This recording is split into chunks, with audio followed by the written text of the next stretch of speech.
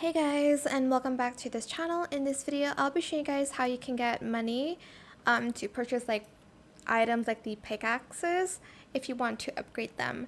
So as you can see, there are these quests here on the left. I have just begun the kind of like second part of the quest. You are going to do those quests and you'll get money by completing those quests.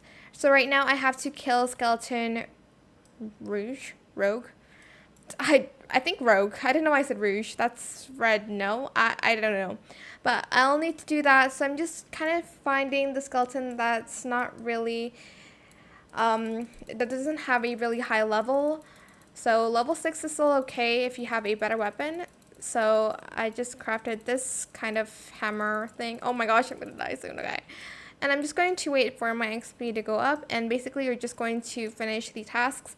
I'm waiting for the gold pickaxe, and I'll be able to mine in the Forgotten Kingdom.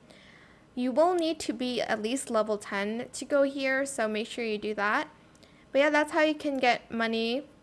You can also sell your armor and stuff and like your equipment that you don't need, but I think this is easier.